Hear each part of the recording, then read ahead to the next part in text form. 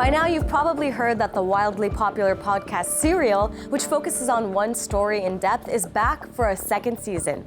This season looks at a case that you might have already heard a bit about, that of Bowe Bergdahl. To catch you up to speed before you dive into the podcast, here's a quick refresher on what you should know.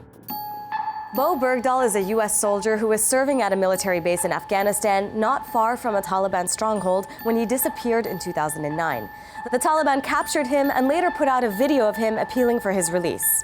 I'm scared I won't be able to go home. It is very unnerving to be a prisoner. In the video, Bergdahl claimed that he was lagging behind a patrol when he was captured. 6 U.S. servicemen died not long after Bergdahl vanished. Some blamed the deaths on the massive rescue operation in search of him. Bergdahl was the U.S.'s only POW at the time. Then the military said Bergdahl hadn't been captured while on patrol, but that he walked off the base voluntarily. Bergdahl was finally released in 2014 after the U.S. negotiated an exchange for 5 Taliban prisoners held at Guantanamo Bay, a deal brokered by Qatar. And that deal was very controversial. The GOP claimed that Obama violated federal law when negotiating that exchange. In fact, the House Armed Services Committee released a report this week saying Congress wasn't notified of the Gitmo detainee release until 2 hours before it happened, not 30 days before as required by law.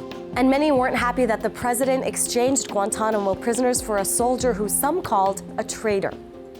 In March of 2015, Bergdahl was charged with desertion and misbehavior before the enemy. His lawyers requested that he not be jailed or discharged from the military. Bergdahl is waiting on the verdict, and if convicted, he could face life in prison. And throughout this whole ordeal, no one's really heard from Bergdahl until now. The first season of Serial raised questions about the flaws within the U.S. justice system. Will this new season shed light on U.S. conduct in Afghanistan?